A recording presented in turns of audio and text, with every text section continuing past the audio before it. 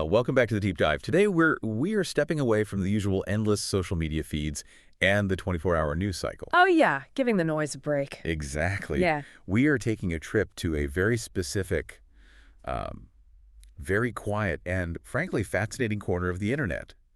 You know those moments when you just fall down a rabbit hole Oh, absolutely. and you end up on a blog that feels like it's been running since the dial-up days? Right. The kind of place that feels less like a billboard and more like a workshop or a digital library. Yeah, where the background is probably just white, the text is black, Yeah. and the content is pure, unfiltered obsession. So we're looking at a site called cayennensis.org. cayennensis.org. Right, and specifically, we are unpacking a blog post titled Notes on Gardening Part 817. Part 817. I mean, we need to just pause and appreciate that number for a second. That is not a typo. It is not a typo. That's Yeah. some serious longitudinal dedication. So the specific post we're analyzing today, it's from February 24, 2026. Oh. And it's an update on an experiment regarding the propagation of a plant called Brazilian tea. But what caught my eye immediately wasn't just the botany. It was the author, right? Yeah, the author's persona. Mm. He describes himself as an old software plumber. Which is such an evocative title, isn't it? It really is. Software plumber. It implies someone who works on the pipes, the infrastructure, the messy parts of the code that keep the data flowing but that nobody ever actually sees. Right. It suggests a very practical, diagnostic view of the world. And what's fascinating about this deep dive is how he takes that exact same mindset, the mindset of a debugger or a systems engineer, and applies it directly to a shrub in his garden. Yeah, dirt and roots meeting open source software philosophy. Exactly. It's a collision of two worlds that you don't usually see overlap so clearly. And it's not just a cute comparison either. As we go through this, you'll see he literally treats the plant like a legacy code base that he's trying to refactor. So our mission today is to explore this experiment. We're going to track his journey from a failed attempt to grow this plant from seeds. Which he treats like a failed compile, by the way. He really does. From that failed attempt to a risky new technique using cuttings. And along the way, we're going to see how a technical mind tackles the sheer chaos of nature. And honestly, it's a lesson in observation. Because as we'll see, he didn't just fail and give up. He performed what essentially amounts to a root cause analysis on a flower. I love that. Okay, let's unpack the persona first before we get to the plant. Yeah. The software plumber. Right. His name is Ang. And looking at the sidebar of his site, this guy is an absolute machine of documentation. He really is. You mentioned this is part 817 of his gardening notes, but if you scroll through the tags, he's also writing notes on Haskell. And Erlang. Yeah, Erlang, Elixir, notes on fish keeping. Photography, too. It just keeps going. It paints a picture of a relentless learner, a true polymath, but specifically a data-driven one. Right. In the software world, especially in the free and open source software or FLOSS community, there's this ethos of building in public. Right, where you document everything. Exactly. You document your changes, your bugs, you share your code so others can learn. Ang is doing exactly that, but his code base includes Brazilian tea and guppies. And the style of it.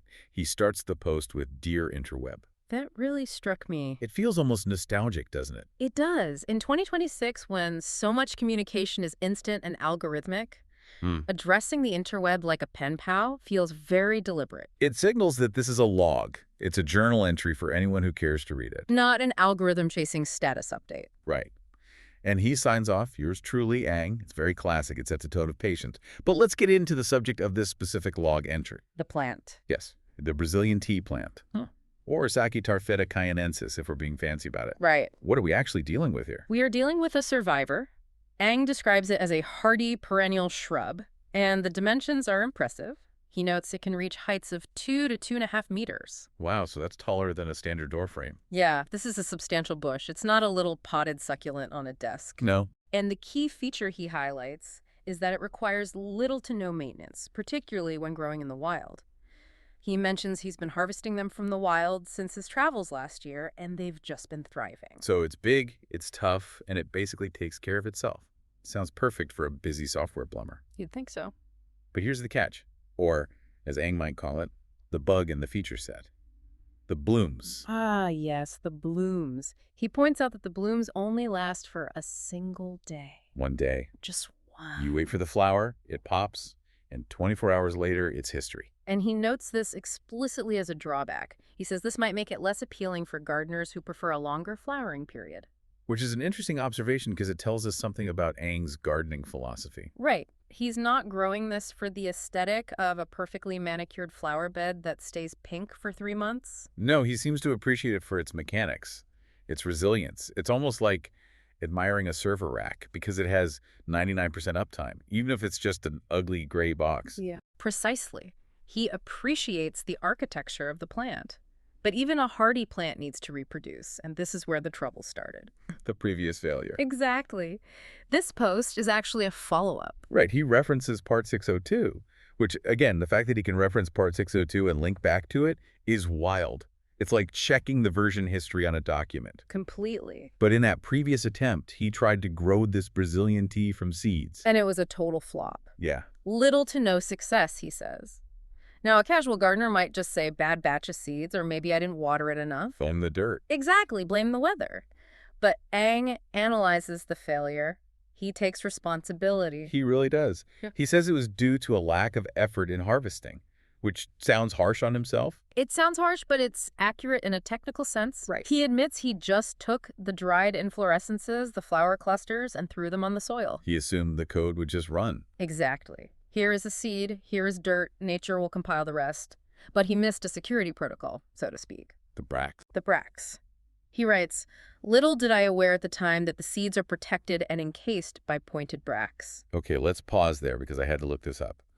For those of us who aren't botanists, what exactly is a bract in this context? So in botany, a bract is a modified leaf or scale that's often associated with a flower.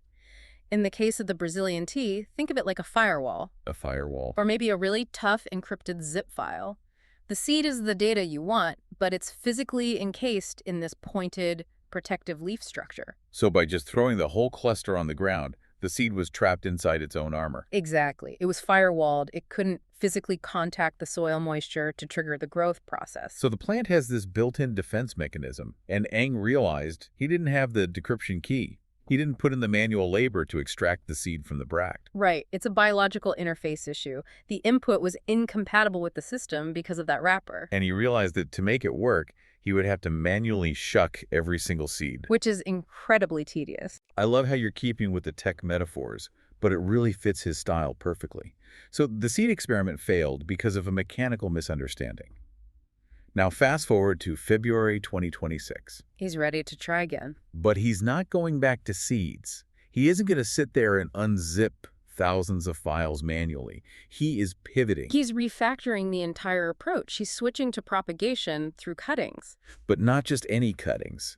He mentions a very specific technique that he used on a completely different plant. Yes, he references part 774, again, the documentation, where he worked with the Singapore daisy, Spagneticula trilobata. The method involves treating each node as a separate cutting. Okay, let's unpack that. Usually when I think of a cutting, I think of snipping off a branch, sticking it in a glass of water on the windowsill, and hoping for the best. Right, the classic method. What does each node as a separate cutting actually mean? So a node is the point on a stem where leaves or branches or aerial roots grow out. It's the active site of the plant's growth. Instead of taking a long stem and planting it to get one plant, Ang is chopping the stem into smaller segments. Each segment contains just one node. So he's chopping the branch into little bits. Exactly. It's a way to maximize your yield. If you have a 1-meter branch, instead of getting one new plant, you might get 10, one from each node. That is highly efficient. Very engineer-brained. Maximum output from minimum input. So what's the problem? Because he seems pretty hesitant in the post. This is where the biological context matters and where the software plumber analogy gets really interesting. He says, I'm not entirely sure if this will work. Why not? Because of the source code. The Singapore daisy, where he learned this trick, is a runner plant. A runner plant, meaning what? Think of ivy or strawberries or mint. They creep along the ground horizontally.